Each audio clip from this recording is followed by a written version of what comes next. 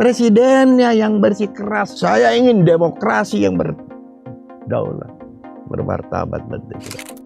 Perkembangan dari pemilu 99, 2004, 2009, 2014, 2019, 2024. Saya melihat ada kemunduran soal kompetensi. Ya karena rekrutmennya keliru. Wong caleg sekarang juga, Pak Gun, saya punya amplop nih. Ini dari si ini dari si ini dari si ini, dari si ini.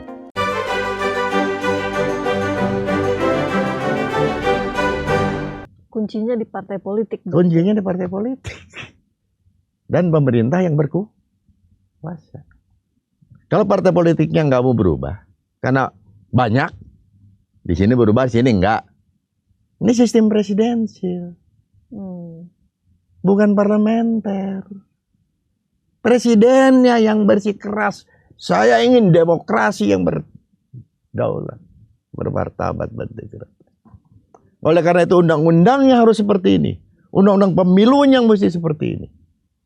Yang tidak bisa dirubah-rubah. Kalau sekarang Pak Gun bilang proses di partai ini udah nggak ideal, secara nggak langsung Pak Gun bilang bahwa kolega-kolega Pak Gun di parlemen itu adalah orang-orang yang nggak kompeten. Soal kompetensi itu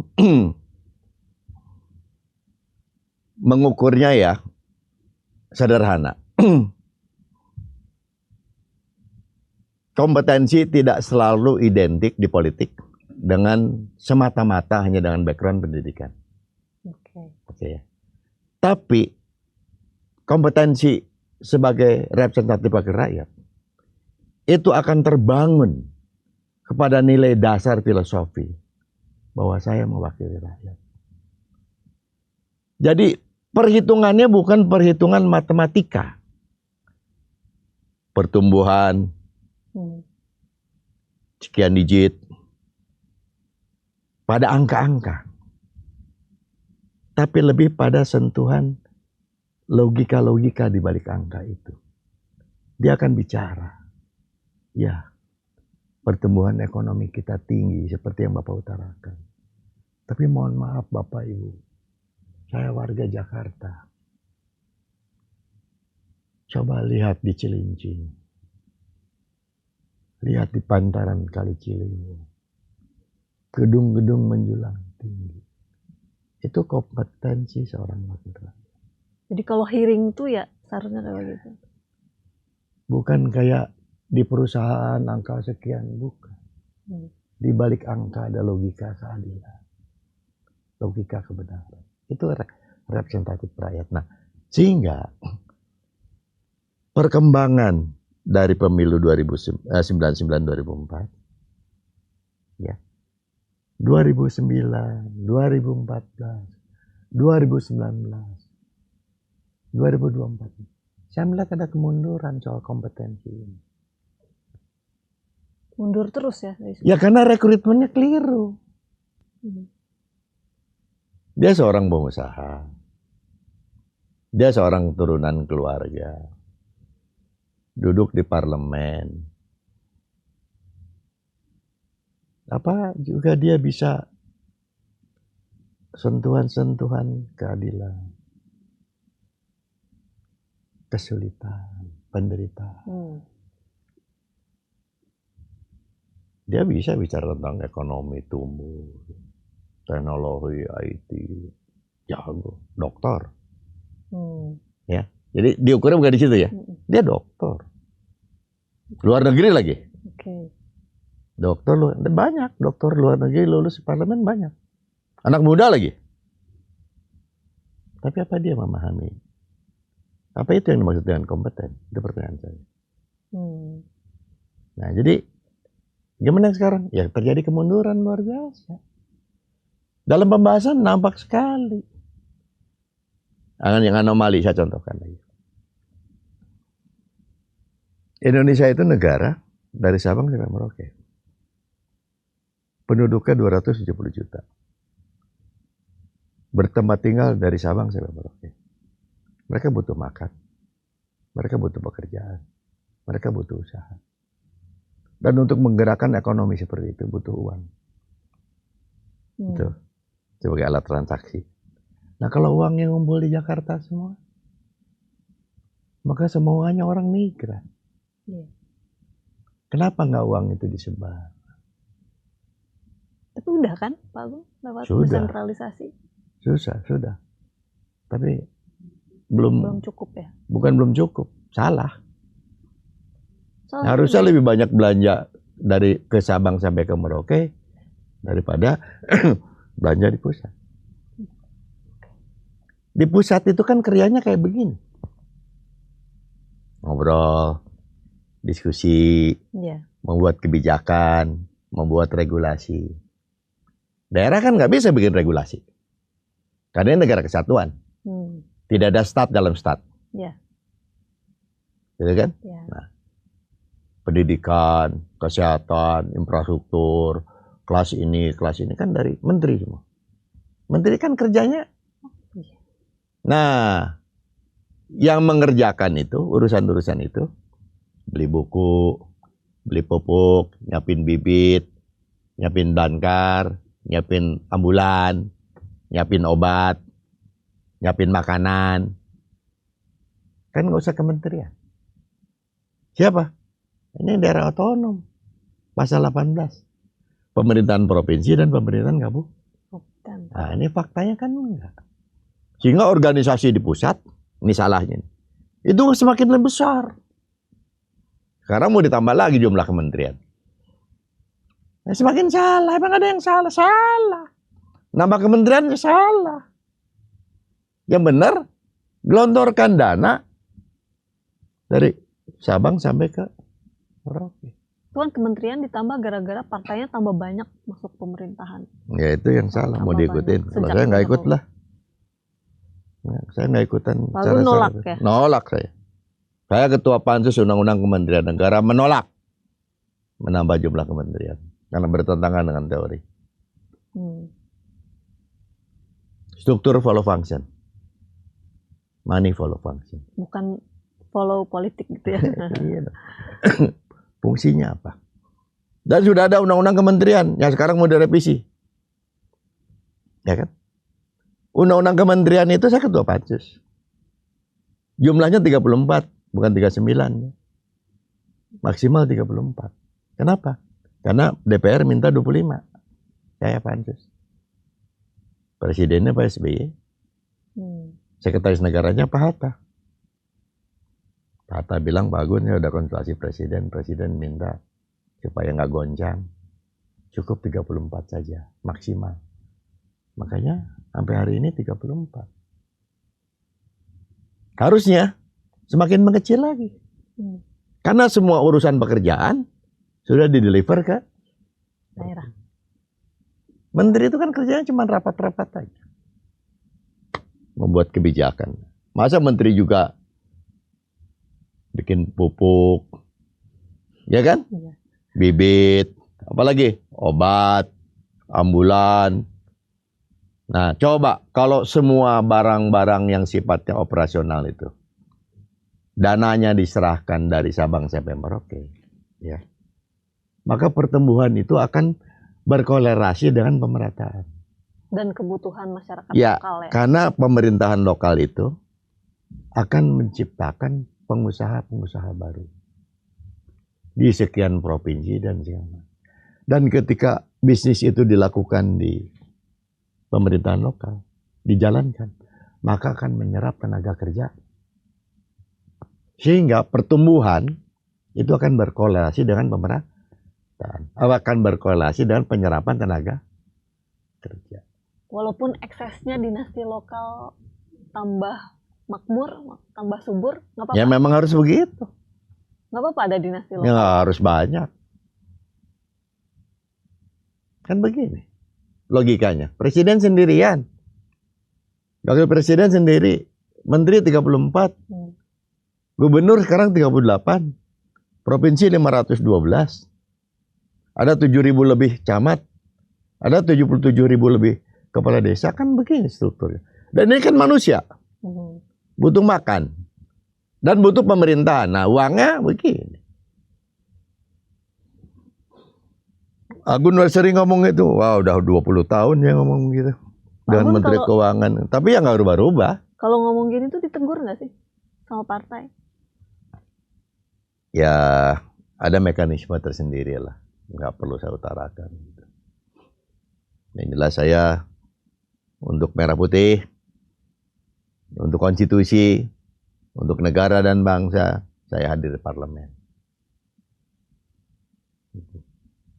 Bukan benci, karena saya orang yang terlibat sejak Orde Baru, yang menurunkan Pak Harto, mengangkat Pak Habibie, mengamandemen Undang-Undang Dasar, merumuskan undang-undang partai politik, undang-undang pemilu. Saya orang yang dipercaya oleh Golkar untuk memimpin undang-undang pemilu 399. Tapi ini menarik ya, Pak. Ketua tim kecilnya tuh saya. Di sana itu. Boleh tanya, masih ada orangnya. Saya pegang palu. Menentukan penyelenggaraan pemilu tuh. Di sana Rias Rasid. Di sebelahnya Van Gapar. Sebelahnya Ramlan Surbakti. Di sebelahnya lagi Anas Urbaningrum. Sebelahnya lagi Andi Malarangeng. Aku udah pegang palu. Laila Rudini, Ketua KPU. Laila Yakob Tobing, Ketua PPI. Itulah pemilu 99. Ketua tim kecilnya. Nah, melihat pemilu kali ini, tangan saya gemetar gitu loh. Yang pernah pegang palu ini. Gatal. Pengen mengembalikan esensi filosofi demokrasi. Kalau soal threshold gimana Pak Agun? Sama. Partai. Threshold itu pilihan kebijakan. Kita lebih menata dalam bentuk konsolidasi. Jadi di balik angka itu ada angka-angka konsolidasi. Parliamentary threshold dari 1%, 1,5% naik kan? Itu supaya ada pengerucutan di parlemen. Supaya berkorelasi dengan presidensial system. Proses pengambilan keputusan ini harus cepat. Partai-partainya jadi semakin mengecil. Lewat parliamentary threshold. Nah, kalau presidensial karena apa? Karena ada syarat di konstitusi kita. Untuk bisa menang itu harus setengah dari jumlah suara. Yang suaranya tersebar minimal setengah, 20% di lebih setengah jumlah provinsi. Sehingga kalau dilepas, maka pemilu ini bisa mengkonsolidasikannya susah. Nah, oleh karena itu pun kita usulkan presiden, pasangan calon presiden dan wakil presiden diusung oleh partai-partai, oleh partai politik dan atau gabungan partai politik. Karena kita sudah menerapkan prinsip multi partai. Nah, untuk mengkonsolidasikan yang sistem multi partai ini harus ada angka. Angka itu adalah langkah-langkah konsolidasi. Jadi jangan, ini untuk penguatan partai. Jangan partai masih baru, kursinya cuma 2, gitu ya, maaf ya. Di parlemen kursinya cuma 2, 3, atau 20 lah. Jangan terlalu kecil 2. 20 bisa ngusung calon presiden. Tapi di parlemen dia konyol. Punya pengalaman? Punya. SBY di awal pertama. SBY di awal pertama itu parlemennya lemah. Akhirnya yang terjadi apa? Bikin setgap di parlemen. Dipimpin oleh Golkar, Pak Ica. Ini celah potensi. Bukan kata Agun, kata teori. Aduh lupa saya istilahnya. Itu memungkinkan terjadi proses negosiasi lobby. Korupsi ujungnya. Bukan kata saya. Tapi threshold juga ujungnya ke situ lagi kan? Ya, karena sejak dari awalnya saya bilang fungsi-fungsi kepartaiannya tidak dijalankan. Jadi syaratnya tetap ke situ lagi ya. Seperti contoh, orang terjebak hari ini. Ini pemilu barbar karena suara terbanyak, money politik. Udah, kita kembalikan aja ke sistem tertutup. Ya kalau sistem tertutupnya fungsi kepartaiannya tidak jalan, sekelompok elit itu udah situ aja. Balik Orba lagi ya. Jadi bukan tertutup dan terbuka, tapi fungsi rekrutmen dijalankan secara benar, fungsi representatif ditegaskan dalam undang-undang partai politik, termasuk kehadiran negara membiayai partai politik. Itu solusi yang saya tawarkan. Saya boleh nanya soal masa kecil nggak sih, Pak Gun? Ya. Kan Pak Gun anak kolong ya, Ya, anak kolong. tentara. Tapi adik kakak pada jadi aktivis. Kenapa bisa kayak gitu? Saya di rumah itu, ayah saya, ya dari sampai hari ini, boleh dicek. Ayah saya usianya sekarang 96 masih ada. Ibu saya 88 masih ada. Rumahnya di mana? Satu komplek dengan saya, dipotong jalan. Ini rumah ayah saya, ini tempat saya. Setiap Sabtu, Minggu, anak-anak dan cucu-cucunya kumpul. Oh. Dan itu terbiasa sejak kami kecil. Jadi kalau maghrib, kami anak-anaknya tidak boleh tidak di rumah. Dan di rumah apa? Setelah maghrib, makan. Satu meja. Oh. Dan kita di situ dibebaskan untuk menyampaikan apapun. Di sekolah, pengalaman ini. Saya anak tentara. Pulang ke rumah nangis. Kenapa kamu nangis? Habis kelahi. Kalah kamu.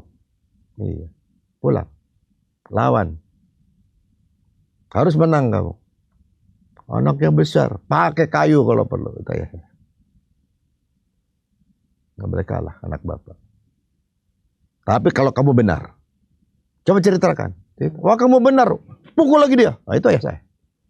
Kalau kamu benar lawan, nggak usah takut. Nah jadi ya sejak dari kecil memang di rumah udah dibiasakan berbeda, udah dibiasakan. Tapi kami ketika orang tua memutuskan, ya udah nggak ada cerita, suka nggak suka harus nurut. Harus nurut. Nah, sekarang pun saya ke bawah berkompetisi. Kalau kalah, ya terima kalah. Yang terpilih bukan yang kita kehendaki, tapi dia jadi pemimpin, ya patuh turuti dia. Okay. Nah itu yang membuat saya dari zaman pergantian ketua umum siapapun, jadi tidak personal gitu. Ya dengan Pak Erlangga baik-baik saja sampai hari ini juga. Dan masih mau diskusi dialog gitu kan. Karena tidak personal. Karena Pak Erlangga juga di mata saya banyak kemajuan yang dia lakukan. Golkar Institute, mau dipungkiri. Itu bagian dari kaderisasi yang luar biasa. Memberikan ruang kepada anak muda, itu harus diapresiasi. Kemenangan hari ini, terlepas kondisi apapun. Itu prestasi dia. Suaranya naik ya. Suaranya naik itu prestasi dia. Tapi tentang fungsi partai-partai yang seperti ini harus diingatkan. Gitu loh. Harus diingatkan. Kalau enggak repot kita ke depan. Gitu loh. Jadi dengan Pak Akbar sampai hari ini baik. Dengan Pak Ical baik. Dengan semua saya rela. Saya nggak pernah punya musuh. Dan ya semuanya friendly sampai hari ini pun. Dengan ketua fraksi, dengan siapapun. Termasuk dengan partai-partai yang lain. Jadi kalau saya ngomong keras gini, mereka udah hafal siapa saya itu udah hafal. Karena tidak ada tujuan saya itu personal gitu tuh enggak. Saya kepada sistem. Bagaimana menata sistem kepartaian lebih baik, membangun demokrasi lebih baik untuk keselamatan negara bangsa ke depan. Kalau enggak yang anomali ini, saya bilang kan secara teoretik, anomali itu hanya ada dua. Noise atau iceberg. Meledak suatu saat. Itu aja yang saya harus ingatkan. Bukan teori, baca deh buku-buku politik.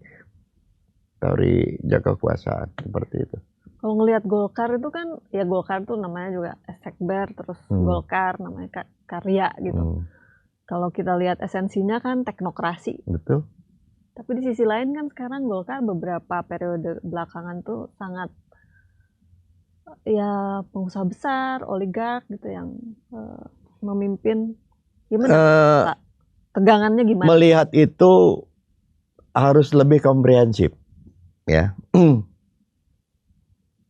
Kalau tidak waspada, tidak hati-hati, saya tidak mengingatkan yang sekarang saya ingatkan, bisa lebih terjerumus lebih jauh. Golkar akan masuk dalam areal kekuasaan oligarki yang dahsyat dan hancur, bisa. Makanya saya keras ngomong seperti ini. Artinya apa? Karena memang Golkar ini, ya, sebuah institusi yang sejak dari kelahirannya itu dipenuhi, diwarnai oleh para teknokrat, oleh para birokrat, termasuk juga oleh para pengusaha. Jadi kalau pengusaha hadir di lingkungan Partai Golkar, itu memang udah dari dulu. Sejak awal ya. Cuma sekarang tampak dominan. Betul, makanya saya ingatkan. Saya tadi apresiasi sama Erlangga soal peran anak muda segala macam. Tapi saya wajib ingatkan, kalau fungsi kepartaian ini tidak segera dibangun di institusi partai, ya jangan salahkan masa yang akan datang kalau terjadi sesuatu yang sebaliknya. Gitu.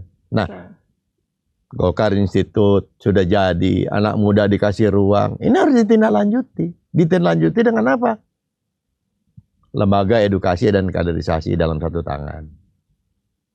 Fungsi-fungsi kepartaian dibenahi lewat revisi undang-undang partai politik. Semangat kepada cita-cita reformasi harus digaungkan, digelorakan kembali. Di Golkar sendiri ide-ide itu didengar nggak? Misalnya itu yang satu badan antara rekrutmen dan kaderisasi. Itu ya, nah di bagian ini Maulida ya, saya tidak mau berandai-andai. Saya sulit untuk bisa menjawab seperti itu karena secara objektif saya tidak dalam struktur partai. Ya, tidak dalam struktur partai, jadi menjawabnya ya bisa salah gitu ya. Tapi yang faktanya menurut hemat saya yang terjadi hari ini, Golkar Institute belum bersinergi dengan rekrutmen. Itu jelas, itu nggak bisa dibantah itu. Oleh karena itu menurut saya justru Golkar Institute inilah yang harus dibangun, dikembangkan menjadi lembaga rekrutmen kader-kader partai politik yang melakukan sertifikasi kelayakan untuk calon-calon di tingkat lokal sampai di tingkat pusat.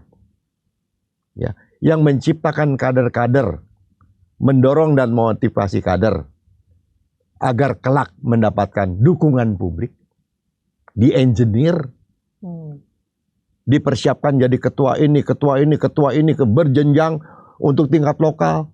Ada AMPG, ada AMPI, bentuk itu semua di daerah. Di tingkat pusat, dukungan publiknya nampak. Dengan kegiatan-kegiatan yang lokal sampai internasional. Yang ketiga, lakukan mekanisme-mekanisme uji publik. Lewat seperti podcast, lewat seminar, lewat berbagai macam metode lakukan. Di hari-hari terakhir menjelang pemilu. Putuskan tentang mekanisme itu.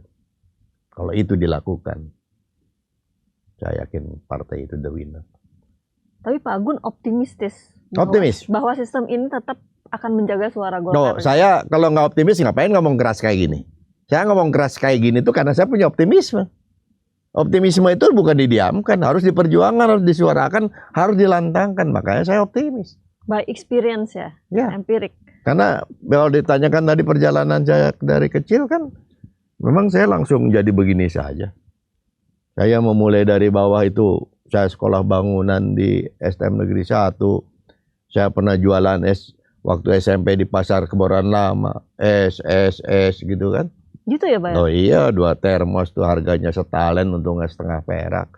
Pulang bawa ke rumah 25 perak. Hanya untuk apa? Hanya untuk bisa jajan. Hanya untuk bisa ongkos dari Tanah Kusir. Sekolah saya di SMP Negeri 66 di Rawa Kemiri. Itu hanya berhenti oplet itu sampai Pasar Kebayoran Lama. Dari Pasar Kebayoran Lama 4 kilo tuh jalan kaki. Pulang lagi jalan kaki. Baru naik oplet lagi. naik oplet karena penuh, tidak bisa bayar separuh. Bayarnya penuh sampai ke pasar Jumat, Rp15. Jadi berangkat Rp10, pulang Rp25. Nah ya, ibu saya, bapak saya ngasih uang persis ongkos gitu. Nah untuk jajan dari mana? Nah sedangkan saya SMP itu lihat anak-anak jajan makan bakso ngebul dulu belum ada saus, masih kecap yang hitam itu lewat itu kan, wah bu ojo, aduh ya udah jualan, tapi di bawah happy. Gitu.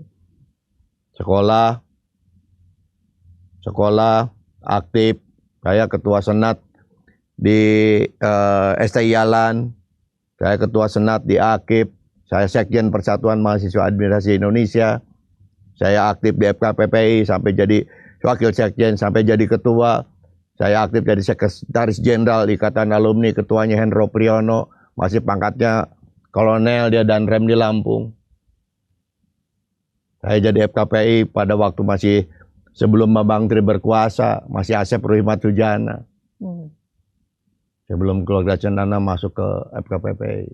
Udah, saya aktif di FKPPI dari zaman Surya Paloh, zaman Yosiana Waas. Saya aktif di Soksi, ditarik oleh Yosiana Waas, disitulah saya kenal Pak Suhardiman. Maju terus, pantang mundur. Semua berproses. Masuk ke parlemen. Tapi idealnya kayak gitu ya Pak ya?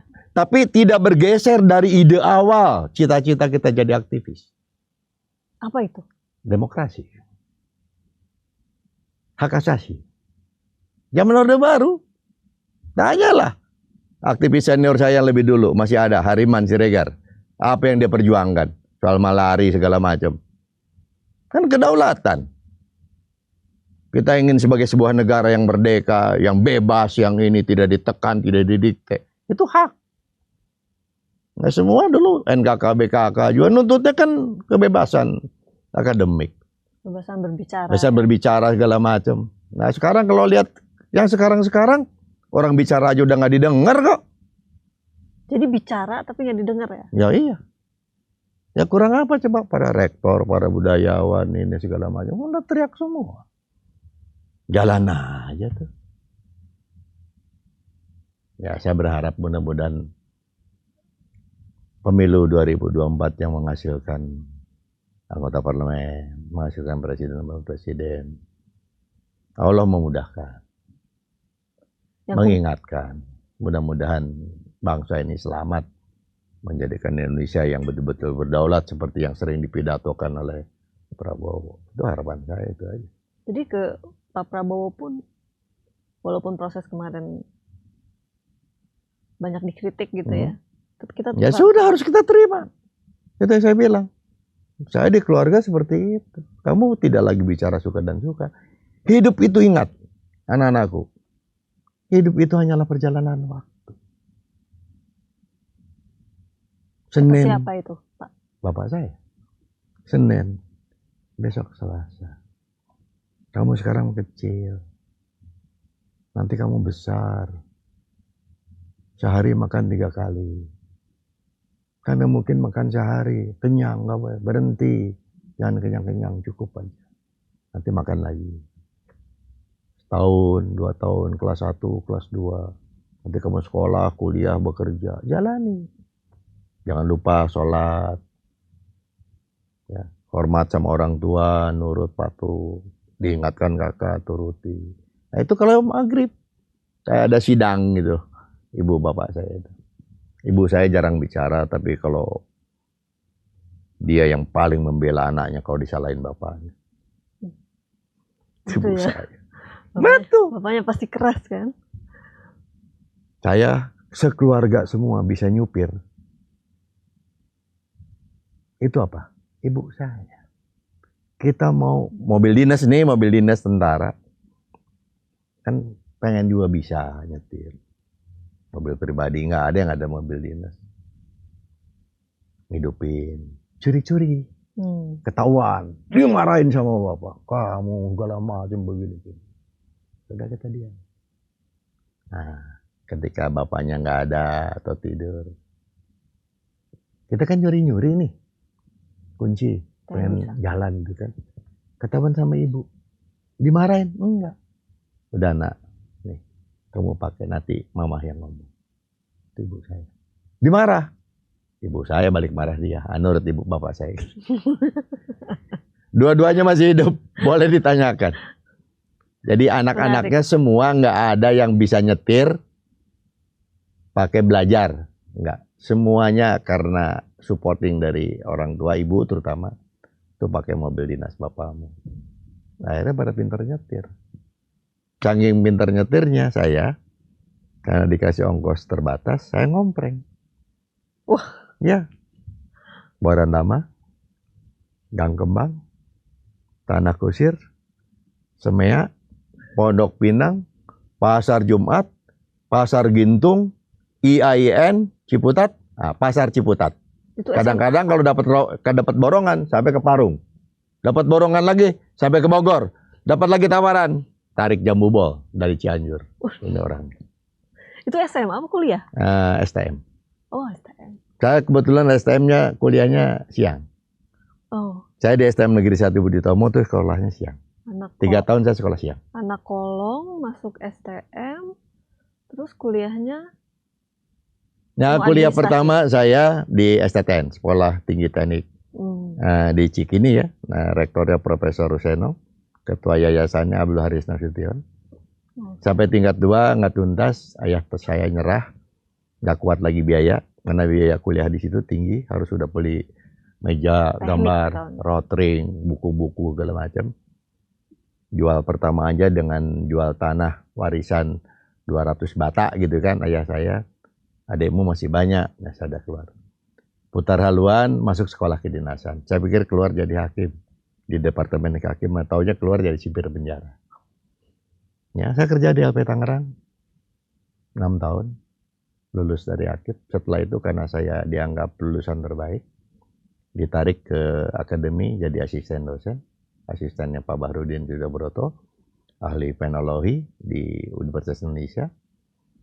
Saya di sana. Nah, setelah itu aktif organisasi nggak pernah selesai. Nah, saya lanjut lagi kuliah S1 di LAN. Ya, jadi sarjana mudanya di Akip, S1-nya di LAN. Saya terpilih jadi ketua umum Senat. Saya terpilih jadi sekjen Ikatan Alumni dengan Pak Hendro. Saya ngambil kuliah lagi administrasi publik di Salemba, UI. Nah, belum selesai, saya terrekrut jadi caleg tahun 96. Nah, jadi saya terhenti itu magister saya. Karena udah proses pencalegan zaman Orde Baru, zaman Golkar dulu. Itu ada proses kaderisasi. 96 untuk ke 97. Pemilu 97. Nah, di situ sehingga magister saya selesaikan setelah saya di parlemen. Tapi ngambilnya kriminologi. Saya magister kriminologi UI. Nah, setelah selesai, saya harus doktor. Orang pertama yang daftar program doktor kriminologi UI. Dibuka pertama kali. Pimpinannya waktu itu Adrianus Meliala.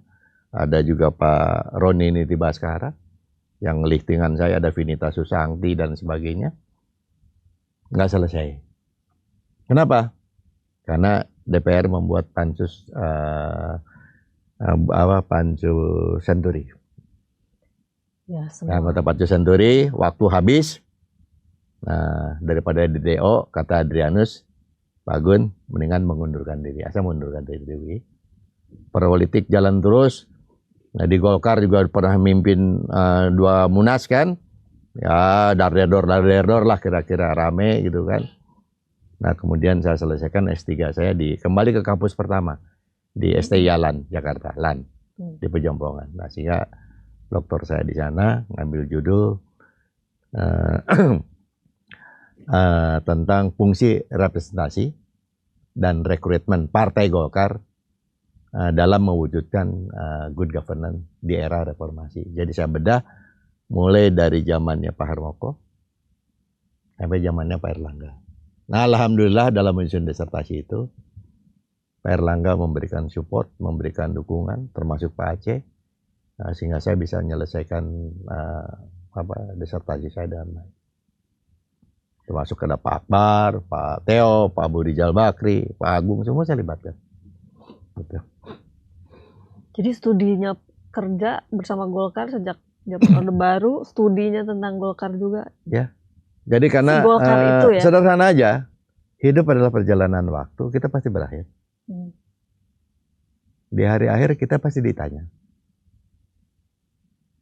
Dan semua harus dipertanggungjawabkan. Dan saya mendapatkan anugerah, rahmat, nikmat, karunia yang luar biasa. Hari ini punya orang tua masih sehat, cucu sudah 2, punya rumah cuplik, punya masjid, mengurus anak rakyat sampai 68, 8 diantaranya sudah 2 selesai, ya, yang 6 masih di perguruan tinggi, ada yang di IPB, ada yang di UPI, ada yang di negeri Jogja. Ya, itu anak-anak rakyat, anak-anak orang tidak mampu. Nah, saya sekolahkan. Nah, itu semua pemberian dari Gusti Allah yang keduniaannya itu melalui Partai Golkar. Nah, kehidupan partai-partai seperti ini. Apa yang sudah kamu lakukan? Saya pasti ditanya. Kenikmatan yang aku berikan dari partai ini. Saya makanya nggak jauh-jauh, saya nggak bicara tentang yang lain-lain. Saya kembalikan, ya Allah, melihat partaiku seperti ini, partai ini. Saya sudah lakukan dengan merumuskan sebuah tulisan disertasi. Mudah-mudahan dipakai. Pertanggungjawaban intelektualnya gitu ya. Bahkan pertanggungjawaban sebelumnya pun sudah saya coba tempuh kan. Saya sudah mencoba menempuh ya, membangun demokrasi itu. Walaupun saya sadar tidak mungkin mengejar target saya terpilih. Jadi kandidat calon ketua umum, sudah. Tapi harus berhenti ya berhenti gitu. Di tengah jalan. Tidak berproses. Kalau ataupun berproses ada syarat formal 30%. Tapi akan saya hadapi dulu tadinya.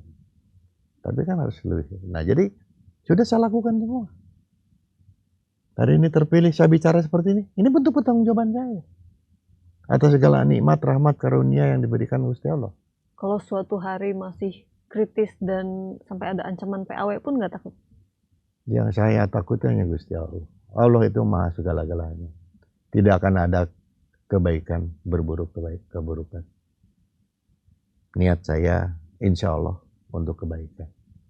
Kebaikan partai politik, kebaikan pemerintahan, dan juga mungkin peningkatan kualitas aktivitas karya Golkar yang sudah dilakukan hari ini. Mungkin bisa memberikan supporting gagasan pemikiran untuk bisa lebih menang lagi, bukan hanya menang sekarang. 2024 yang akan datang jadi pemenang pertama, tidak seperti yang sekarang baru kedua. Ya mudah-mudahan, itu kan niat saya baik. Jadi PAW segala macam, ya saya yakin Allah tahu tidak akan ada kebaikan berbuah keburukan. Jadi Pak Agun percaya kalau kaderisasi dijalankan dengan benar, itu bisa dilakukan beriringan dengan engineering popularitas segala macam. Automatically. Itu coba bayangkan.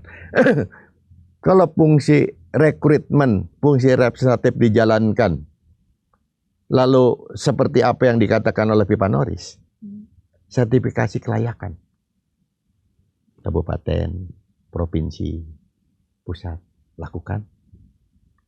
Tahapan berikutnya apa? Dukungan publik, didesain orang itu dijenir, mimpin ini, mimpin organisasi. Ada uji publik, mereka ditampilkan lewat podcast, lewat seminar segala macam. Lalu di detik terakhir ada mekanisme mengatur tentang itu. Optimis nggak? Saya optimis. Cuma itu juga mengandaikan publik yang mau memilih orang-orang yang kompeten kan? Ya, nah sehingga si masyarakat pemilih itu sudah terkondisikan sejak awal. Oh, berarti sambil edukasi publik ya, juga. Literasi edukasi tetap jalan. Artinya bahwa kan rakyat juga tahu hari ini. Apa dia berpikir pragmatis itu baik atau buruk? Rakyat tahu itu buruk. Coba tanya. Ya, baik Pak. Sebenarnya ngerti ya? Ngerti. Milih yang ini belum tentu dia juga ingat saya, Pak. Mendingan yang sekarang. Tuh, kamu mendapat berapa suara? 200 suara. Saya kasih 300 suara. Asal duitnya pasti. Ya mendingan yang gitu saya, Pak. Logis. Makanya saya bilang pembenahannya ini tidak mudah. Pembenahannya hanya lewat partai politik. Fungsi-fungsi itu dijalankan. Nah kalau itu dilakukan, partai masyarakat itu teredukasi. Oh iya ya. Sadar kok dia pragmatisme itu. Tapi gak ada pilihan lain. Karena yang dirasakan secara manfaat hari ini ya itu. Kebutuhannya itu. Kebutuhannya itu. Makanya saya bilang debat itu kalau tidak dilakukan dengan secara benar, metode debat, pilpres segala macam, emang ada manfaatnya untuk pemilih? Enggak. Berpengaruh? Enggak. Yang berpengaruh tuh Bapak mau ngasih apa sama saya? Ini lingkungan saya jalannya rusak. Bapak mau betul perbaiki nggak? Nah itu yang bahkan itu pun masih banyak yang juga disalahgunakan sehingga banyak yang terjadi orang ketipu. Karena jadi bandar di bawah. Terima dari sini, terima dari sini. Yang lulus kan nggak mungkin 2. Iya. Yang lulus 1, yang satunya gagal. Padahal udah ngasih semen. Nah itu semennya ditarik lagi. Nah, itu temboknya ditembok. Coba dicek, pasti ada 2 itu. Kalau 1 pasti dibetulkan. Wong caleg sekarang juga, Pak Agun, saya punya amplop nih. Ini dari sini, ini dari sini, ini dari sini, dari sini. Tapi saya kekeh. Saya itu warga? Pemilih saya. Oh, ya. Saya udah sekian tahun bersama-sama dengan Bapak. Lingkungan saya, kalau orang sakit, susah sekolah, minta tolongnya ke Bapak. Setiap lebaran Bapak tidak pernah lupa. Kurban Bapak tidak pernah lupa. Reses Bapak tidak pernah tidak datang. Saya kebalikin aja nih buat Bapak. Saya tetap milih Bapak. Ini pemilih yang bikin optimistis ya? Akhirnya, ya saya udah bawain buat kamu. Nggak mau saya. Enggak. Udah, saya amalkan aja buat orang yang tidak mampu. Ada juga yang datang. Pak, mana uang sawernya? Kaget saya. Loh, yang selama ini kita kerjakan, kita lakukan, kemarin pesantren di sana, kemarin lingkungan di sana, irigasi yang macet, tersiernya dibetulkan. Ya Pak, yang caleg-caleg lain nyawer semua Pak. Saya kan mesti ngejaga pendukung-pendukung Pak. Oh, enggak lah, saya nggak lakukan itu. Ya jangan salahkan saya Pak. Kalau nanti suara Bapak berkurang, dicek berkurang. Kurang tuh. Itu dua yang ekstrim ya saya contohkan. Nah masih banyak lain. Kalau bukan nggak ya untuk mengcompare ya silakan tanya dengan caleg-caleg lain itu terjadi nggak? Dari yang 20.000, ada yang isinya 30.000, sampai ada yang isinya satu amplop 300.000 di dapil saya. Dari 20.000 sampai dari 300.000 sampai 300.000. Oke. Nah sekarang pertanyaan terakhir karena udah sejam. Punya pesan nggak Pak Agun buat kader-kader yang baru lolos nih masuk DPR sekarang yang muda-muda atau yang nggak muda tapi baru gitu? Saya pesannya tidak hanya untuk mereka, juga untuk semua anggota DPR yang terpilih, wabil khusus katakanlah ya, yang baru-baru terpilih. Bersyukur Anda masuk ke parlemen. Untuk memulai pekerjaan itu harus diawali dengan tekad niat bahwa kita adalah wakil rakyat. Ingat pesan saya bahwa Anda itu wakil rakyat. Jangan sesekali tinggalkan konstituen yang mewakili Anda. Tangkap apa harapan dan keinginan aspirasi seperti itu. Perjuangkan itu di parlemen secara baik dan benar. Jangan hanya berkutat pada latar belakang Anda semata hari ini. Kalau Anda seorang pengusaha, Anda dari keluarga orang ada, Anda dari keluarga orang yang biasa berhap-hap ria-ria. Sementara ini, jangan itu yang dijadikan dasar. Kembalikan kepada Anda adalah wakil rakyat yang mewakili dapil masing-masing. Itu pesan saya. Dan untuk itu secara teknis, baca tata tertib kita bekerja. Bagaimana membuat undang-undang, bagaimana menyusun anggaran, bagaimana melaksanakan pengawasan, apa itu masa sidang, apa itu reses, apa itu kunjungan kerja, apa itu kunjungan spesifik. Segera baca, supaya ketika Anda menjalankan fungsi itu, tidak terlalu bingung, tidak terlalu kaget. Kenapa saya sarankan ini? Karena di masa Orde Baru, kebutuhan-kebutuhan itu dihandle oleh pemerintah. Dengan melakukan konsentrasi bimbingan teknis di Istana Bogor 10 hari. Bagaimana? Sekarang enggak ya? Ya, sudah sekian tahun nggak pernah ada. Selama reformasi nggak pernah ada. Jadi masa-masa yang buruk di masa Orde Baru, orang mengatakan itu dalam kacamata saya. Masih banyak yang lebih baik di Orde Baru dibandingkan dengan era reformasi. Salah satunya saya katakan pembekalan. Pembekalan ya? Ya, pembekalan. Jadi kalau tidak ada pembekalan ya bekali diri Anda. Itulah pesannya. Luar biasa pesannya buat anggota DPR. Kembali ke rakyat, kembali ke publik gitu ya Pak Agun. Hatur nuhun udah ya, sama-sama. datang. Sama-sama. Terima kasih. Terima kasih.